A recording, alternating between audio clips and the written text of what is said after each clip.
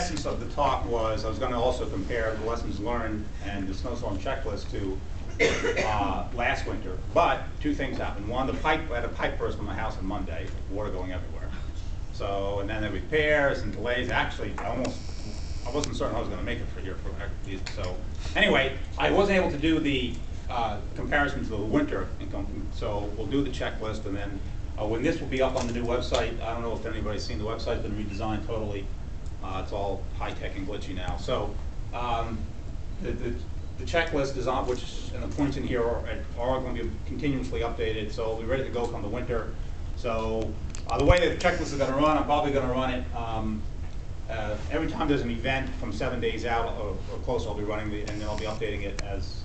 And you can just go to the checklist and take a look at it and see and have a really good time and send me offensive email. All right. All right, so let's, this is, yeah. How's it, why is that kind of stuff? Is it a point or what's? Ah, okay. Okay, why a checklist? Well, lots of reasons. Sometimes models suck.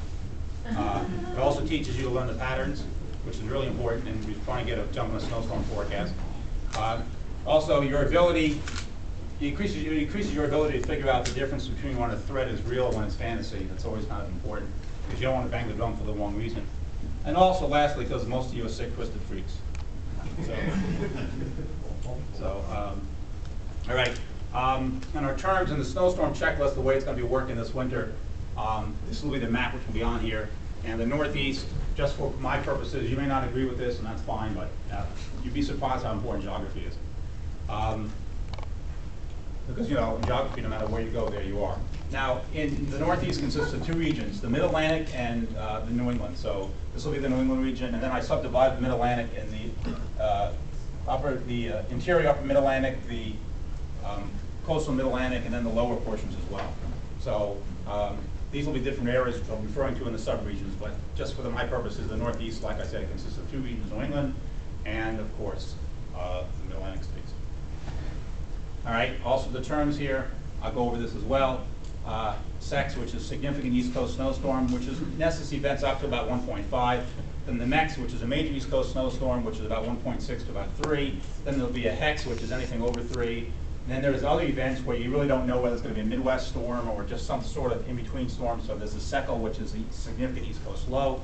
Then there's the MECL, major East Coast low, and Ohio Valley low. For our folks in the Ohio Valley, we can't forget them. They are part of America. And then finally, the last event at the bottom, which is SUCS, which is significantly underperforming East Coast snowstorm. It doesn't want to work out. So, are you ready for the Mid-Atlantic? Those are the different terms. So, you know, the SUCS event is essentially, you know, the busk in the same sort of thing. The Panel Anderson event. All right. And then now the other difference is, you guys like that one, didn't you? So the other one is significant. The difference between significant, major, and historic. Obviously, what's an historic snow in Richmond is not what it is in Boston. I mean, I think that's pretty obvious. And obviously that changes depending on where you are. So basically the way it works with the guidelines is for the coastal lower Mid-Atlantic region, which is also known as God's snowiness, down where I live, it's 3, 6, and 12 inches. There's difference, significant, major, historic. Interior, it's 2, 4, and 8. For the coastal upper Mid-Atlantic, it's 3, 6, and 12. The interior upper Mid-Atlantic, it's 4, 8, and 12. And then for interior and coastal New England, 6 inches is significant, 12 is major, and 18 is historic. So that will be the general standard I'll be using. Now it could be 12 inches if it's 10.5. You know, it's a little subjective, you know. So we'll see. But that's essentially the guideline I'll be using. All right, and the guiding premise of the checklist is that there is no one set rule, none. There are no fixed rules in forecasting major East Coast snowstorms. You're dealing with chaotic systems. So if you're thinking it's one event, you know, it's the high has to be here or the low has to be there, that's not the way it works. There are numerous examples where that doesn't work out that way. So you have to think of it beyond the box. It's not A plus B, you know, it's not a linear type of process. So forecasting Northeast snowstorms outside of model guidance is based upon key features. And the idea here is that, so when you see the model taking the 850 low up towards Cleveland, and it still has New York City cold enough for snow, there should be an alarm bell going off in your head saying, you know, that's not likely to hold, so I'm going to be a little suspicious about that. Because, you know, if your 850 low is going up to Cleveland and Buffalo, you're going to go over in New York City most of the time. But a lot of times the models don't have that, and as a result, people say, oh, God, we lost the cold air again. Well, you should have been ready for that. So that's one of the things the checklist does, because the models will often respond to that at the last minute. Interaction is the key feature here with weather patterns, and it also helps you understand why things go wrong. As you go through the checklist, you see how many different portions, how many things can go wrong, helps you understand, so you don't get too frustrated. So you know, you don't have a JI fit, right?